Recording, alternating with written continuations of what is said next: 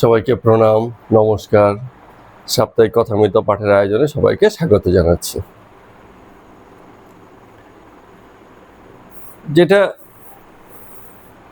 আলোচনা শুরুতেই এসছে যে জীবনে করণীয় কি, একটা জীবন কি বা কেমন হওয়া উচিত। যেসব জীবনের অধিকারী আমরা হয়ে আছি, যেমন জীবন বেঁচে চলছি, জীবন কি তেমনই হওয়া উচিত, না জীবনের এর থেকেও আরো উচ্চ কোনো ফরমেশন আছে, আরো উঁচু কোনো রূপান্তর আছে? প্রচলিত জীবন কি হাজারো জীবন, লক্ষ জীবন, লাখো জীবন, কোটি জীবন যেমন চলছে সেই প্রচলিত জীবন। বড় হও, জগতের বিষয়াদি ভোগ করো, ভোগ করতে করতে ভোগানন্দে, ভোগের কষ্টে, ভোগের দুরকম জিনিস হয়, আনন্দও থাকে তার যন্ত্রণাও থাকে। খুব খেতে ভালো হয়েছে, একদম প্রচুর খেয়ে নিলাম, যন্ত্রণা কি শুধু খেয়ে নিলেই হবে না, হজমও করতে হবে। আর উপরি উপরি হজম যদি হয়েও যায়, আর অন্যান্য যন্ত্রণা আছে। যা খেয়েছি তার শরীরে কতটুকু কাজে লাগলো, কাজে যদি না লাগে, শরীরে যদি ঢুকে যায়, তাহলে কি হয়? ডিপোজিশন, সঞ্চয় হয়ে যায়, মেদ বাড়তে থাকে, অসুখ বিসুখ বাড়তে থাকবে।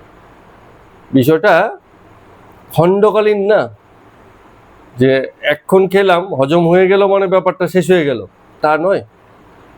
এইটা মানে suffering in the long run, দীর্ঘ সময়ের জন্য এইসব কষ্ট ভোগ হয়। তো জীবন আমরা যেভাবে বাঁচব, জীবনের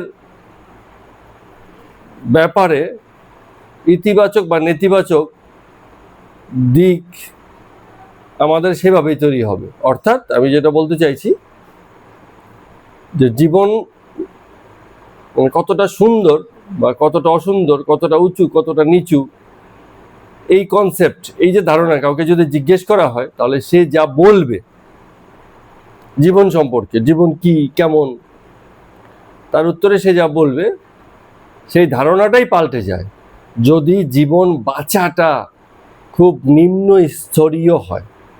নিম্ন স্তরে মানে হচ্ছে একেবারে শরীর বৃত্তীয়। তো জীবনে করণীয় কি? একটা জিনিসই করণীয়, বেশি পেঁচিয়ে পুচিয়ে লাভ নেই। কি সেটা? যতক্ষণ দেহ ততক্ষণ তো দৈহিক স্তরেই বাঁচা, এর বেশি তো উপায় নেই। সাধুরও পেটের জ্বালা ওঠে খিদে পেলে, চোরেরও জ্বালা ওঠে, শিক্ষিতরও ওঠে, অশিক্ষিতরও ওঠে, মূর্খেরও ওঠে। জগতে যত রকম কর্ম করা, কর্ম না করা, বেকার, সকলেরই পেটের জ্বালা ওঠে, খিদের জ্বালা। তো এই জায়গাটা তো অস্বীকার করার উপায় নেই। পার্থক্য কোথায় হয়? পার্থক্য হচ্ছে মনটা শুধু এই রকম দৈহিক স্তরে যদি না বেঁচে জগতের উচ্চতর ভাবনার সঙ্গে, জগৎ দর্শনের ক্ষেত্রে নিরপেক্ষতার সঙ্গে বাঁচে, তেমন বাঁচে একটা উচ্চ বাঁচা। বুঝতে পারলাম কি বললাম? একটু বলো তোমাদের মতো করে। জীবনে উচ্চ বাচ্চাটা কি, কি করলে উচ্চ বাচ্চা হয়? একদম সহজ ভাষায় যেমন বুঝেছি তেমন, কোনো ঝুটঝামেলা নয়, মানে ঘুরিয়ে ফিরিয়ে নয়। ঠিক আছে? উচ্চ বাচ্চা কি, জীবনকে কি করে উঁচুতে বাঁচা যায়, সহজ করে বলো।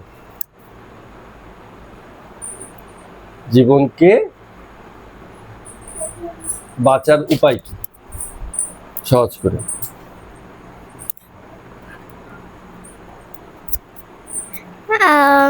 ওটা মনের ওপর ডিপেন্ড করে, তোমার নিজের ব্যক্তির ওপর ডিপেন্ড করে।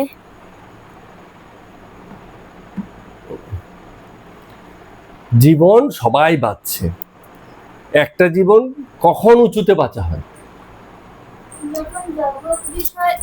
যখন জগৎ বিষয়ের জিনিসগুলোর ওপরে মানে নিজেকে বোঝার চেষ্টা করা হয়, তখন ওটাকে উচ্চ জীবন বাঁচা বলা হয়। একটু সহজ করে। জগতের যেই জিনিসগুলো আছে ওগুলোকে পেরিয়ে নিজের কথা ভেবে, এই সংসারে থেকে নিজের কথা ভাবা বা নিজেকে চেনা, ওটাকেই উচ্চ জীবন বাঁচা বলে। কি কতটুকু চিনলে বা নিজের কি চিনলে পরে নিজেকে চেনা হয়? নিজের পাকা আমিকে। পাকা আমি, আচ্ছা। হ্যাঁ, কেউ আবার হয়তো বলবে পাকামি, কেউ একজন এসছে হয়তো, কেউ একজন এসছে। বলো, এই যে পাকা আমি, এই পাকা আমিটা কি? পাকা আমি কম বয়সে পাকবে না বেশি বয়সে পাকবে? না, ওটা মানুষের মধ্যে সব সময়ই থাকে। এটা কোএক্সিস্ট করে কাঁচা আমির সাথে। আর পাকা আমি হচ্ছে মানে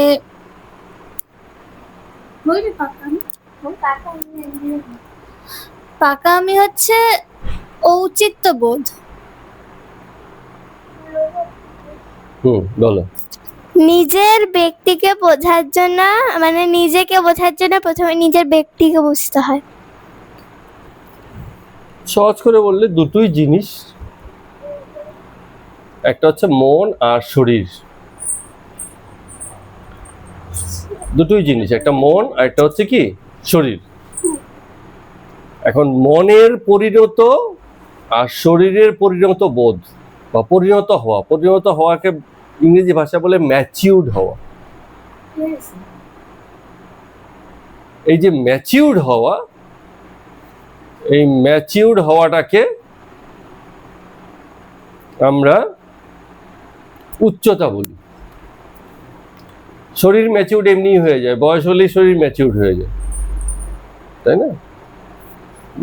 যেমন শিশু অবস্থা, ভালনারেবল, অরক্ষিত সময়, এই সময় অন্যের কেয়ারের দরকার হয়, স্বনির্ভরতা আসে না। বাবা মায়ের, পরিবারের, আত্মীয় স্বজনের, শিক্ষকের, জগতে যাদের সঙ্গে আমরা সংস্পর্শে আসি, একটা পথে ঘাটে দেখা হলো, একটা অপরিচিত লোকও একটা শিশুকে যত্ন করবে, কেন কি শিশু বাচ্চা, তার যত্নের দরকার আছে।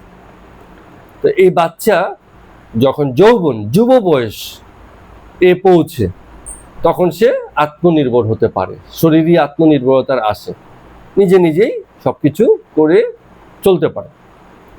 এটা হচ্ছে শরীরের পরিণত অবস্থা। এই যে শরীরের পরিণত অবস্থা, এইটাকে আমরা সহজেই প্রাপ্ত করতে পারি, বয়সকালে সবাই পেয়ে যায় এটা। কিন্তু মনের পরিণত অবস্থা কি করে পাওয়া সম্ভব? এই মনের পরিণত অবস্থায় থাকাটাই উচ্চ জীবনে থাকা। মনটাকে পরিণত করতে হবে। খেলাটা শুধু মন নিয়ে, শরীর নিয়ে খুব খেলা নেই, কিন্তু খেলাটা শরীরের মধ্যে হয়, কারণ মনের অস্তিত্ব শরীর নির্ভর। শরীর নেই তো মনও নেই, শরীর আছে তো মন আছে। শরীরের সঙ্গে সঙ্গে মনও ডেভেলপ করে, নিজেকে গড়ে তোলে, নিজেকে পরিণত করে।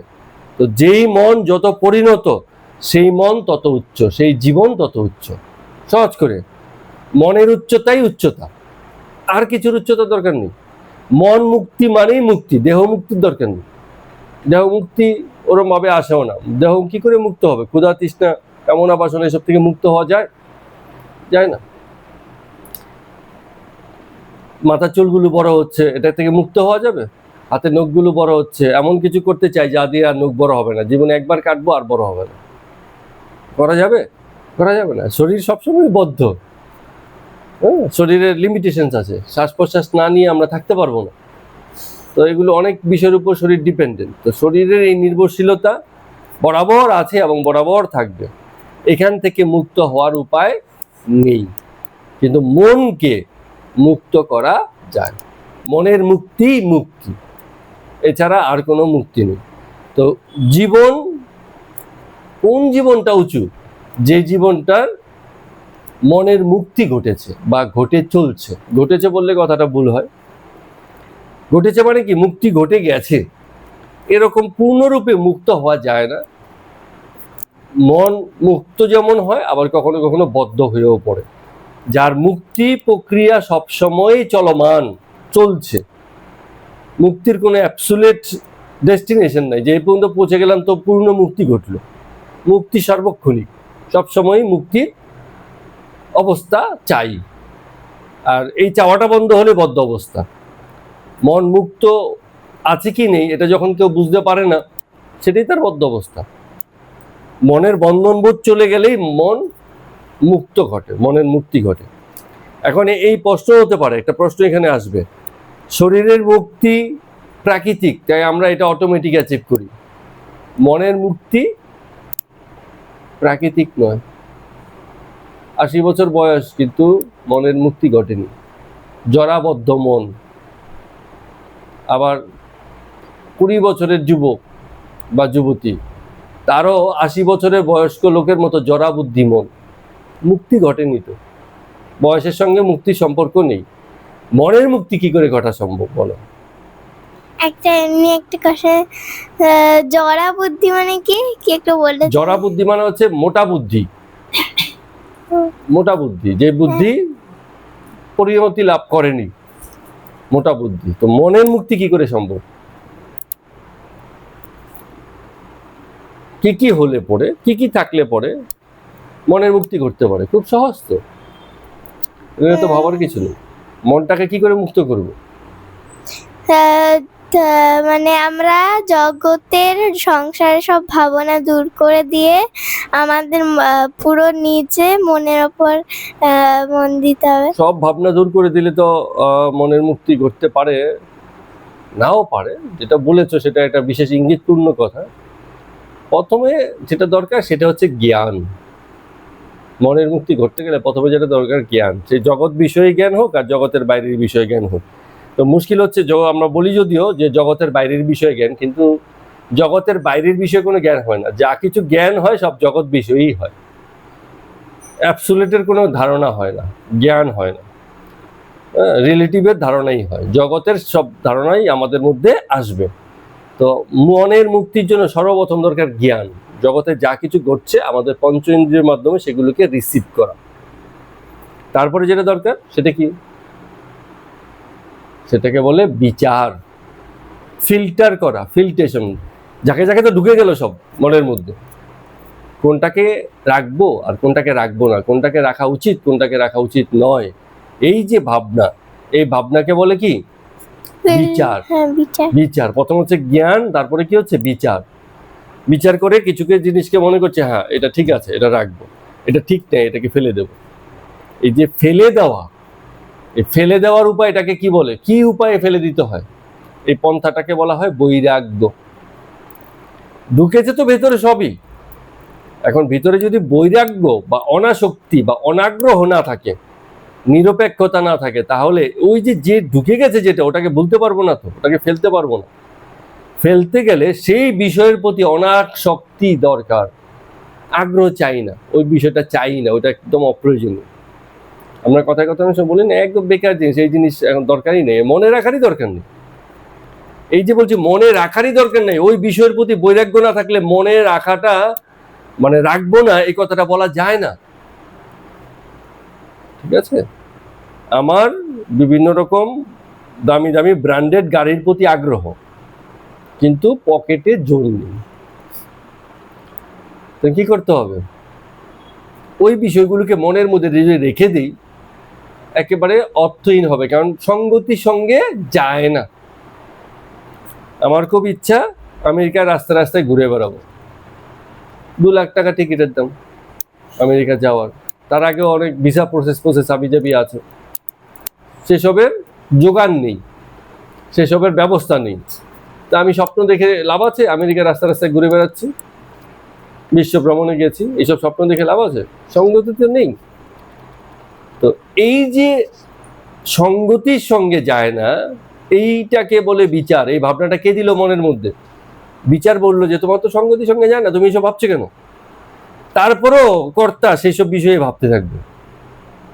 সঙ্গতির সঙ্গে যায় না, সেটা কোনোদিন হবে না, তারপরও সেসব বিষয়ে ভাববে কেন? তার মন বারবার বলবে যে আমার এটা ভালো লাগে, হ্যাঁ আমার এটা ভালো ওই লাগে। বিষয়ে সে মোহগ্রস্ত, ওই বিষয়ে সে মোহগ্রস্ত, ওইটাই তার ভালো লাগে, ওইটাই সে করতে চায়। জানে ওটার সাথে জীবনের কোনো সম্পর্ক নেই, সঙ্গতি নেই, কিন্তু তারপরে সে সেটাতেই মন দিয়ে রাখে। এই মোহগ্রস্ততা দূর করার জন্য কি চাই?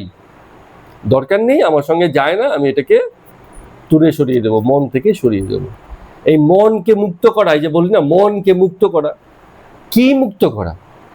জগতের যে বিষয় আশয় আছে যেগুলো মনের মধ্যে ঢুকবেই, না ঢুকে উপায় নেই, কারণ আমরা ইন্দ্রিয়গতভাবে বেঁচে আছি, সময়ের সঙ্গে আছি, জগতের সঙ্গে আছি। ঠিক আছে? আমরা সেই মানে সেই জায়গায় সেইভাবেই আছি, তো এগুলো ঢুকবে, তো এটাকে মানে আটকাতে পারবো না ঢোকাটাকে। কিন্তু যদি বৈরাগ্য থাকে, সে ঢুকবে, আবার সঙ্গে সঙ্গে কি হচ্ছে, বেরিয়েও যাবে। বৈরাগ্য ওই বিষয়ের সঙ্গে আগ্রহ নেই, হ্যাঁ, মানে ঢুকেছে কিন্তু মনে আগ্রহ নেই বলে ওটা আবার বেরিয়ে চলে গেছে। মনটা তখন কি হয়ে যায়, মুক্ত হয়ে যায়, কারণ মনের মধ্যে অনেক কোনো কিছু জুড়ে নেই, ওটার মধ্যে শুধু দরকারি জিনিসই আছে, আবর্জনা নেই।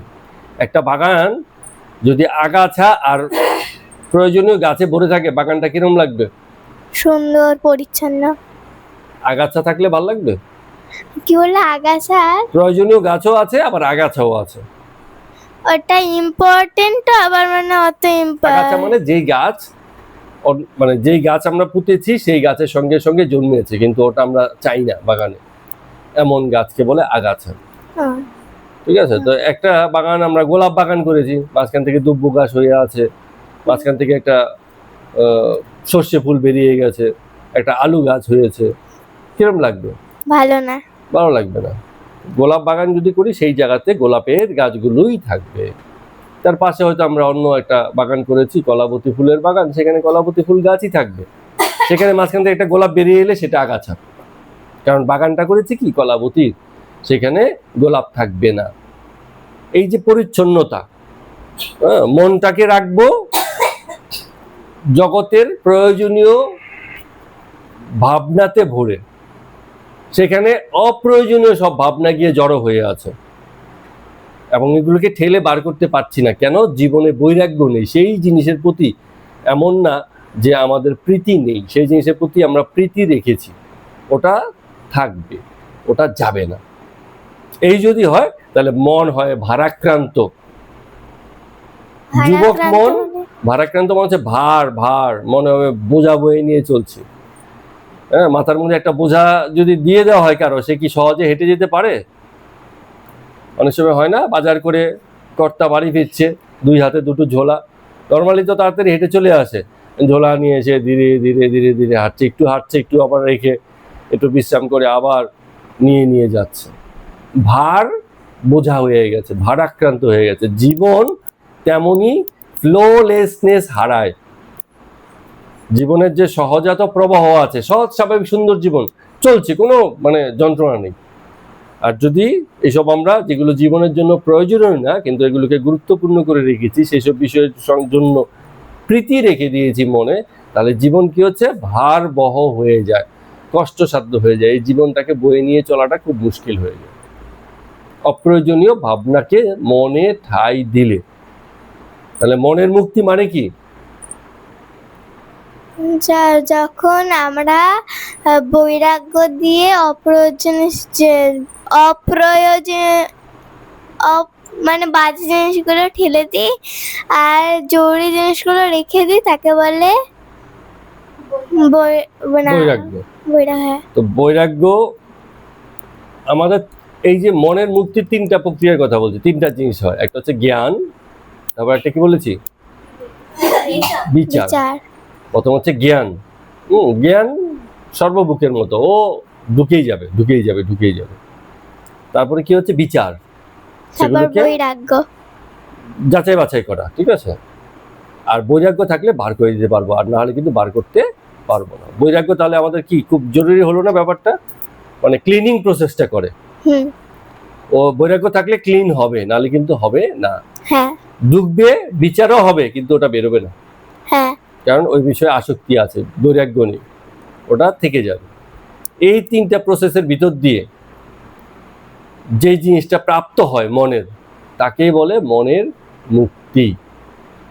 মনের মুক্তি, মনটা তখন মুক্ত হয়, মনটা ভারবহ হয় না, অপ্রয়োজনীয় জিনিসে ঠেসে থাকে না। ঠিক আছে? প্রীতা একবার বলবে এই কথাটাকে এক কথায়, মনের মুক্তি কিভাবে ঘটে? মনের মুক্তি ঘটার জন্য আমাদের তিনটে জিনিস লাগে। একটা হচ্ছে জ্ঞান, তারপর হচ্ছে বিচার, তারপর বৈরাগ্য। ঠিক, এই তিনটে জিনিসের ভিতর দিয়ে আমাদের মনের মুক্তি ঘটে। সহজে হয়ে গেল। তো যাই হোক, আমরা আমাদের এই প্রারম্ভিক আলোচনা শেষ করে এখন আমরা কথামৃতের পাঠে যাব। আজকে কথামৃতের পর্ব সংখ্যা হচ্ছে 163। স্বামীজির গুরুদেব ভগবান শ্রী রামকৃষ্ণ বলতেন, ঈশ্বরের নাম লইলে ও আন্তরিক তাহার চিন্তা করিলে পাপ পালাইয়া যায়। মনের মধ্যে পাপ মানে কি? পাপ মানে এমন কিছু করেছি, এমন কোনো কর্ম যার জন্য অনুতাপ হচ্ছে। অনুতাপ মানে কি? গিল্টি বোধ। একদম ঠিক। হ্যাঁ, যেমন কিছু করেছি যা মনে হয় নিজেই বুঝতে পেরেছি এটা ঠিক হয়নি, ওর জন্য মনে মনে মানে গিল্টি বোধ হয়। যেমন তুলার পাহাড় অগ্নি স্পর্শে এক্ষণে পুড়িয়া যায়। তুলার পাহাড় মানে কি? একটা জায়গাতে অনেক তুলা এনে জড়ো করে রাখা হয়েছে, প্রচুর তুলু, কটন।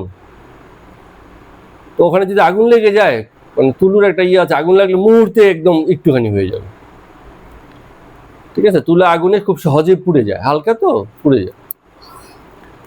তো এত বড় তুলার পাহাড় মুহূর্তে এটা শেষ হয়ে গেল, এরকম।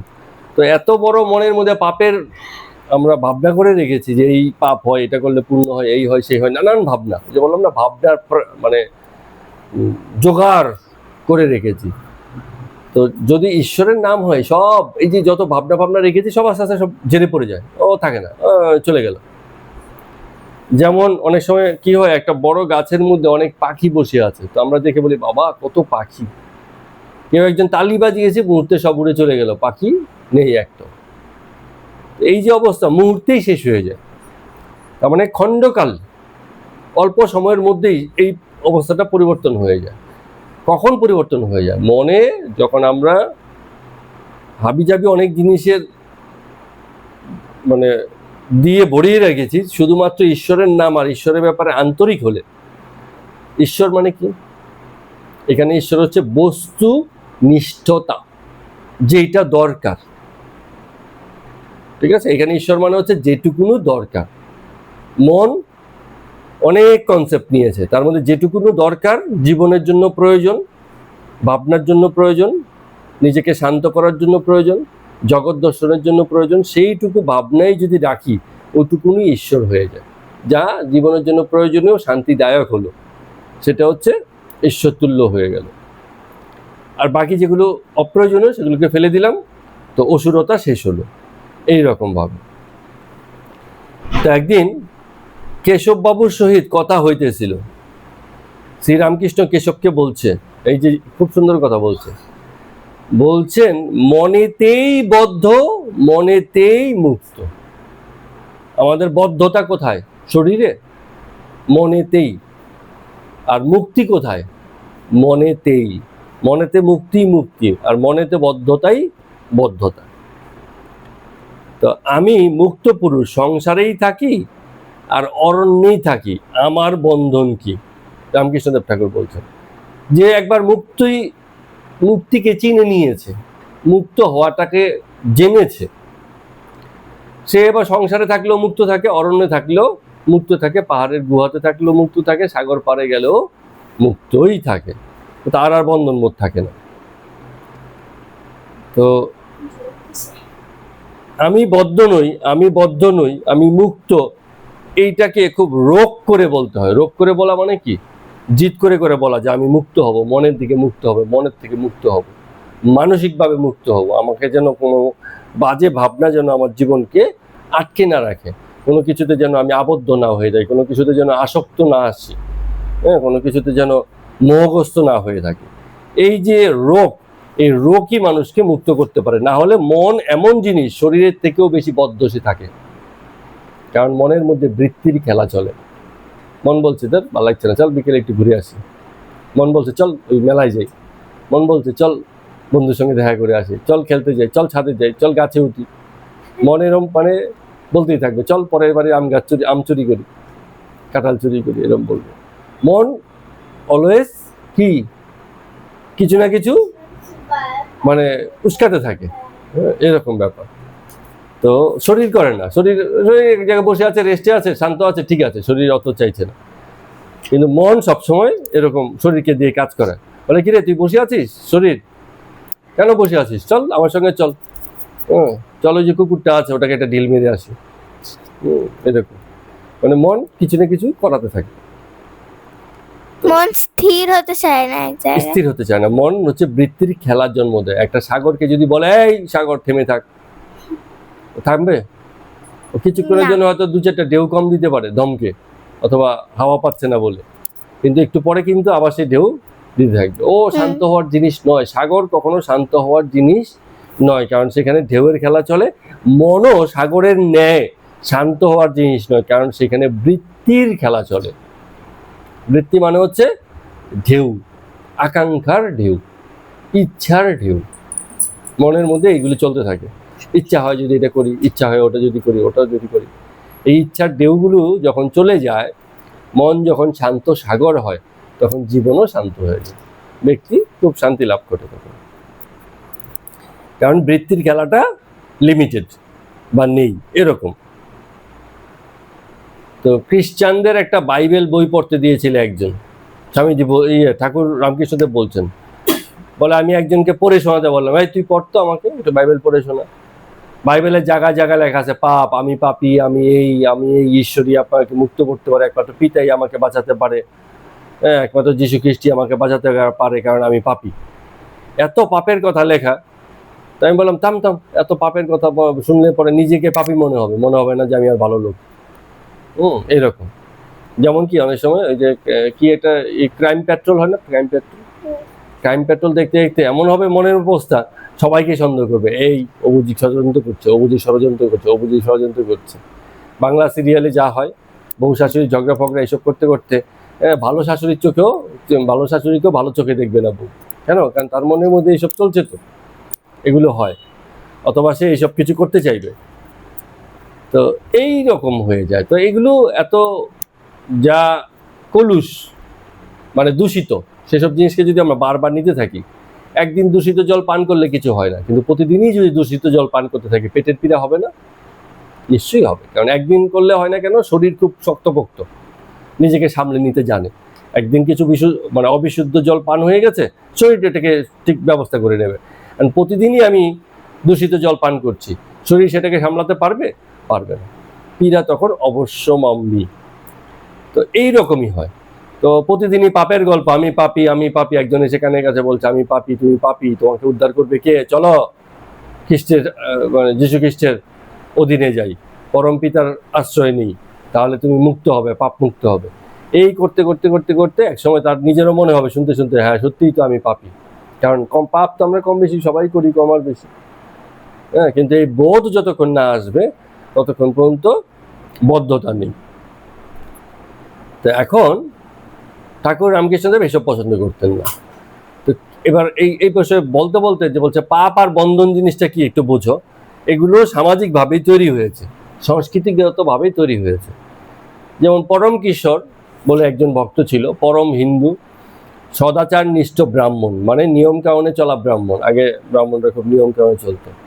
তো সে একবার বৃন্দাবনে গেছিল, ঘুরতে ঘুরতে ঘুরতে ঘুরতে এমন জলতেষ্টা পেয়েছে, কোথা থেকে জল খাবে।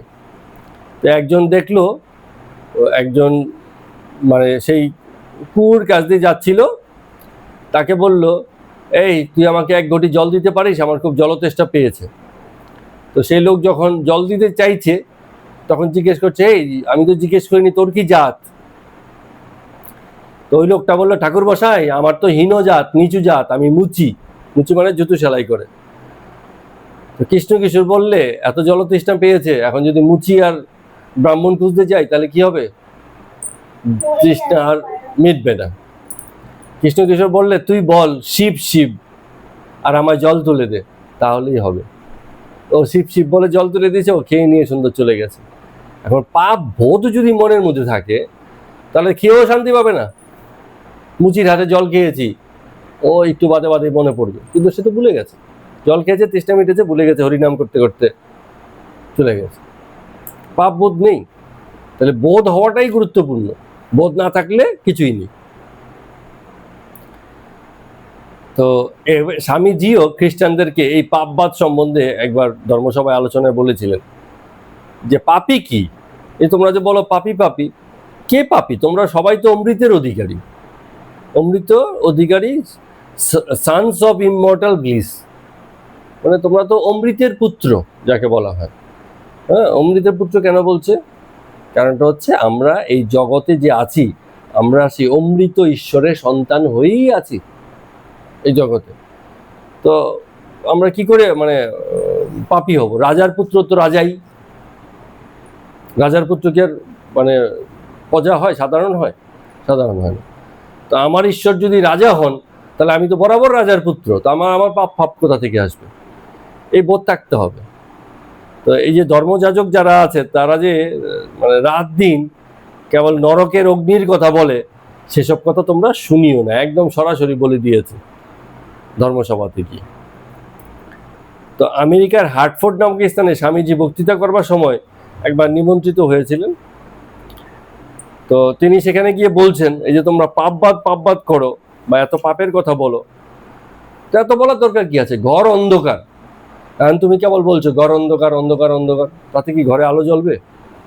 কিচ্ছু বলার দরকার নেই, একটা প্রদীপ এনে জ্বালিয়ে দাও, অন্ধকার করে এমনি দূর হয়ে যাবে। তো তুমি যদি মনে করো পাপ, আমি পাপি না বলে কি করলে পূর্ণ হয় সেটাই করো। একটা শরবত বানানো হয়েছে, সেখানে নুন বেশি হয়ে গেছে, তাহলে কি করতে হবে? নুনটাকে কমানোর উপায় কি? আরো জল দিয়ে দাও, তা নুনের পরিমাণটা কমে আসবে। তার মানে অন্তরে যদি পাপ থাকে, অন্তরে কিছু পুণ্য দিয়ে দাও, পাপটা এমনি কমে যাবে। কিন্তু যদি আমি বলতে থাকি আমি পাপি, লাভ হবে কিছু? পাপ তো থাকবেই, বাড়তে থাকবে আর উল্টুরু। তো এরকম আর কি। অন্ধকার ঘরে যদি অন্ধকার বলি, তাহলে কারণ কাজ হবে না। আলো জ্বালাও, তাহলেই হয়ে যাবে। Think of your higher self, not of your lower. তোমার যা উঁচু সেটাকে জীবনে টার্গেট করো, সেটাকে জীবনে রাখো এবং মানে স্থাপন করো জীবনে, তার আশ্রয়ে বাঁচো। আর যা কিছু নিচু তার থেকে দূরে থাকো, আর কিছু চাই না, এতেই হয়ে যাবে। ঠিক আছে? যেসব জিনিস নিচু, যেসব জিনিস তোমাকে কষ্ট দেয়, সেসব থেকে দূরে থাকো, তার সেসবের ব্যাপারে বৈরাগ্য রাখো। যেমন ফেলিয়ার অনেকবারই হবে, কিন্তু তোমাকে সেই সাকসেসের দিকেই যেতে হবে। সাকসেস আমি এখন কেউ যদি বলতে থাকে আমি ফেল করেছি, আমি ফেলটুস, মানে ফেলিয়ারটা সাকসেসের পরিবর্তন হবে না। ওই ফেলিয়ারটা থাকলো, একটুখানি সাকসেস দাও। হ্যাঁ, স্কুলের পরীক্ষায় ফেল করেছো, তো টিউশন পরীক্ষাতে তো অন্তত পাস করো, একটুখানি সাকসেস এলো। টিউশন পরীক্ষা 5টাতে পাস করলে স্কুলের পরীক্ষাতেও তখন অটোমেটিক পাস এসে যাবে। ছোট ছোট পাস, ছোট ছোট সাকসেস বড় বড় ফেলিয়ারকে একসময় কমিয়ে দেয়। আর যদি আমি বলতেই থাকি আমি ফেলিয়ার, তাতে কোনো কাজ হবে না।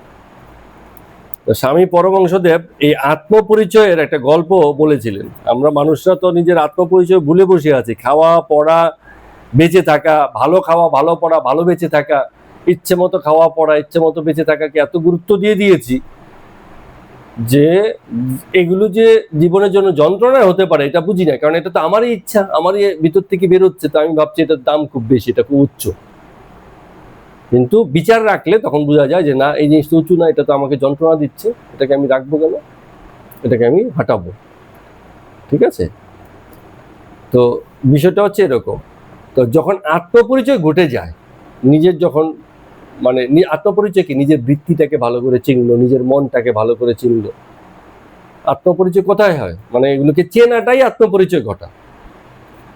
চিনলেই মুক্ত হয় না, প্রথমে চিনলে চেনা হলো, তোমার সঙ্গে আমার চেনা হলো, বন্ধুত্ব তখনও হয়নি। চিনলে আমার গলায় আলিঙ্গন করে হ্যাঁ আজ থেকে আমার বন্ধু, এরকম তো হয় না। প্রথমে আগে আত্মপরিচয় ঘটে, তারপরে আস্তে আস্তে বন্ধুত্ব হয়। বন্ধুত্ব হওয়ার জন্য বা সেই মুক্তি, যেটাকে আমরা বলছি মুক্তি, সেটা হওয়ার জন্য কি চাই? জ্ঞান, বিচার, বৈরাগ্য। জ্ঞান, বিচার, বৈরাগ্য। সবশেষে আরেকটা জিনিস দরকার হয়, যে কোনো খাবারের উপরে যেমন স্টাফিং হয়, ডেকোরেশন হয়। কেক করার সময় উপরে চেরি ফল দেয় না, কেকের আকর্ষণটা আরো বাড়িয়ে দেয়, কেকের সৌন্দর্য, কেকের স্বাদ এরকম বাড়িয়ে দেয়। শেষ পাতে না, ওই যে যখন কিছু রান্না করে উপর থেকে একটু ঘি ঢেলে দেয় রাঁধুনিরা, একটুখানি এক্সট্রা কিছু অ্যাড করে দিল। ওই যে 3টে জিনিস বলছি, এই 3টে জিনিসের সঙ্গে একটা জিনিস অ্যাড করতে হয়। কি সেটা? কি বলছি?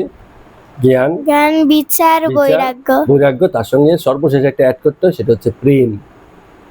জগতে সকলের প্রতি ভালোবাসা। এটা না থাকলে ওই বৈরাগ্য পর্যন্ত কি আটকে যাবে, ব্যাপারটা ব্যক্তিগত থেকে যায়, এটা সার্বজনীনতা পায় না, জগতের কল্যাণে আসে না। যখনই প্রেমটা যোগ হয়ে যায় তার সঙ্গে, জগতের কল্যাণটা তার পক্ষে সম্ভব। এখন জগতের কল্যাণ করতে গেলে ঘর বাড়ি ছেড়ে বেরোতে হবে না, ঘরের লোকের কল্যাণ করলেও তো জগতের কল্যাণ শুরু হলো, ওটা দিয়েই শুরু। তারপরে আস্তে আস্তে ক্ষেত্র বিশেষ হয়, ক্ষেত্রটা বড় হয়। প্রথমেই জগৎ কল্যাণ আর ঘরের লোকের খবর নেই, এরকম হয় না, ওখান থেকেই শুরু। সকলকে নিয়েই করতে হয়, এমন যেন না হয় জগতের লোকের কল্যাণ করব চিন্তা করে ঘরের লোকের কল্যাণ করছি, কিন্তু ঘরের লোক আর জগতের কল্যাণে নেই, তাহলে কিন্তু হবে না। জগতের কল্যাণ মানে ঘরের লোককেও জগতের কল্যাণের জন্য তৈরি করা, ওটাই জগতের কল্যাণ। আর তৈরি না হলে তাদেরকে ত্যাগ করা, পরিষ্কার কথা, এখানে ঝামেলার কিছু নেই। হ্যাঁ, যখন বিবেকানন্দ ঘর ছেড়েছে তখন তার মাও তো কেঁদেছে যে একমাত্র সমর্থ ছেলে, আর রোজগার করতে পারে এমন সক্ষম ছেলে চলে যাচ্ছে, আমাদের কি হবে? তো ওই চিন্তা করলে তো আর হবে না, ঠিক আছে? তো এইভাবে আমাদেরকে দেখতে হয়। তো স্বামীজি না পরমহংসদেব একটা গল্প বলতেন, সেটা হচ্ছে একটা বাঘিনীর গল্প। একবার বাঘিনী, একটা প্রেগনেন্ট বাঘিনী, গর্ভাবস্থায় ছিল একটা বাঘিনী মানে হচ্ছে টাইগ্রিস। তো সে একবার ছাগলের পালকে আক্রমণ করেছে, ছাগল ধরে খেতে হবে তো। পাল মানে হচ্ছে group, A group of goat's, ছাগলের একটা দল, পাল, ছাগলের পালকে আক্রমণ করেছে। এখন সে গর্ভাবস্থায় দৌড়চ্ছে, কষ্ট হচ্ছে, এই করতে করতে সে মানে ছাগল ধরতে পারেনি, উল্টু পড়ে গেছে। পড়ে গিয়ে ওই বাচ্চা জন্ম হয়ে গেছে, বাঘের বাচ্চা, আর সে মরে গেছে। তো যখন সে মরে গেছে, তো যে ছাগলের পাল ওগুলো এসে দেখছে কি হলো ব্যাপারটা, ওদেরকে আক্রমণ করেছে, কিন্তু যে আক্রমণ করেছে সে নিজেই মরে গেছে, ওদের ভয় কমে গেছে, ওরা এসে দেখছে একটা বাঘের বাচ্চা হয়েছে। হ্যাঁ, এখন বাঘের বাচ্চা হয়ে দেখছে, ও তার মা বাপ চেনে না, সামনে নড়াচড়া করছে ছাগলগুলো, ও ভাবছে রে বুঝি ওর ভাই ব্রাদার আত্মীয় স্বজন মা বাপ, ওদের সঙ্গে ও চলে গেছে, ওদের সঙ্গে ঘাস খায়, ওদের সঙ্গে ম্যামে করে। কারণ ওরা তো ম্যামে করে, ও তো শিখেছে তো ম্যামে, ও তো হালুমুলুম করতে পারছে না, এই করে করে বড় হয়েছে। একদিন আরেকটা বাঘ এসে ওই ছাগলের পালকে আক্রমণ করেছে। বাঘ খুব অবাক হয়ে গেছে, বলে এই কি, ছাগলের পালের মধ্যে এটা আবার কি, ভয়ে দৌড়চ্ছে। ঠিক আছে, তো ছাগল তো সব কি করছে, ওইটাকে ধরেছে। বলছে এই দাঁড়া, কি করছিস তুই এখানে কেন ওদের সাথে? ও বলছে বলে ম্যামে করিস তো, তুই আয় আমার সঙ্গে। গিয়ে একটা জলের ধারে গেছে, বলছে তাকিয়ে দেখ, তোর আর মধ্যে কোনো পার্থক্য আছে? উই আর দ্য সেম, আমরা একই আছি। ঠিক আছে, আমি ঘাস খাই না, আমি মাংস খাই, আমার এটাই স্বভাব, এভাবেই আমি বড় হয়েছি। তুই কোথা থেকে নিজের আত্মপরিচয় ভুলে ছাগলের দলের সঙ্গে ঘুরে ঘুরে ম্যামে করে বেড়াচ্ছিস? এখন থেকে আমার সঙ্গে থাক, মাংস ধরে খা, ওটাই তোর অ্যাকচুয়াল পরিচয়। কারণ বাঘের ওই পরিচয়, বাঘ ঘাস খেয়ে বাঁচতে পারে না, হবে না, তার ফিজিক্যাল এটা ওরকম নয়। তো এই যে আত্মপরিচয় ঘটিয়ে দিল কোনো এক বাঘ, এই বাঘকে যদি আমরা রূপান্তর করি আমাদের জীবনের সঙ্গে, এই বাঘ হতে পারেন একজন গুরু, একজন পথপ্রদর্শক।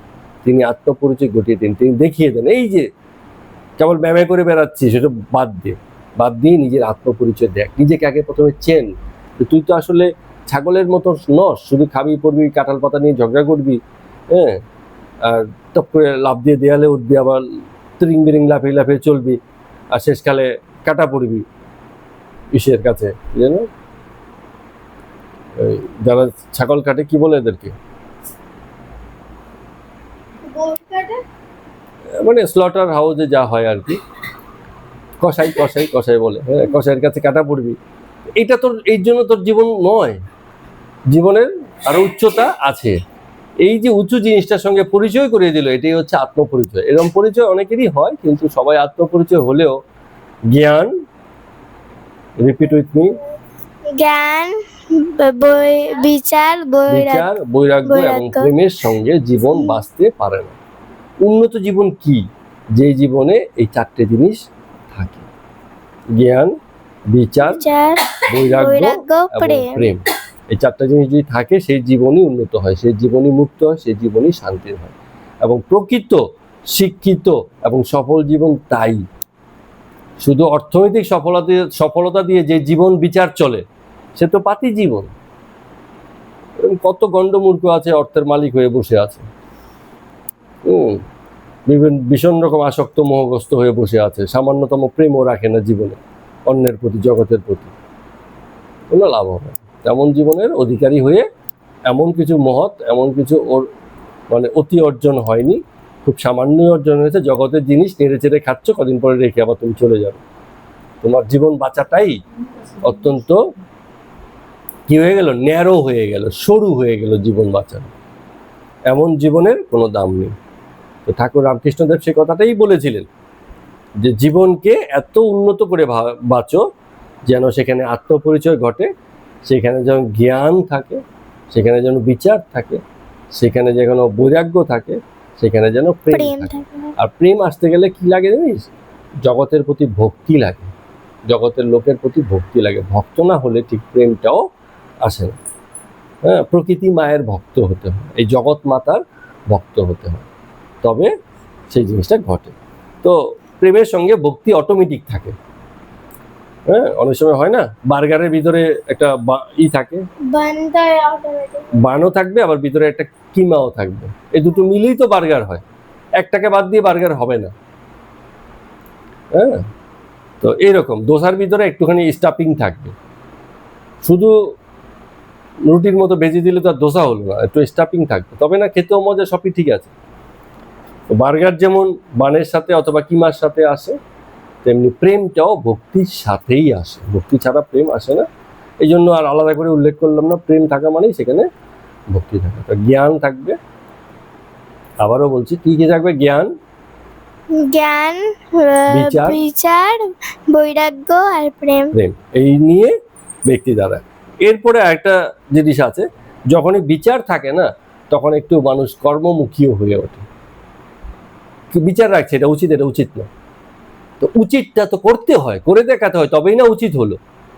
শুধু ভাবলাম পড়া তো আমার উচিত, কিন্তু আমি পড়লাম না, তাহলে হবে না। তো বিচার যখন হয় না, তখন মানুষ কর্ম উদ্যোগী হয়। তো বিচারের সঙ্গে সঙ্গে কর্মটাও আসে। এগুলো বলার বিষয় না, জাস্ট মানে উল্লেখ করে দেওয়া আর কি। তো মূলত ওই টাইম লাইনটাও ওরকমই, ফ্রেম লাইনটাও ওরকমই, ওই চারটে জিনিস চাই। তার সঙ্গে কর্মও আসে, তার সঙ্গে ভক্তিটাও আসে। ঠিক আছে, এই সব কিছু মিলিয়ে মুক্তি ঘটে। তো আজকের মতো কথামৃত পাঠ এখানেই শেষ করছি। সবাইকে প্রণাম এবং নমস্কার।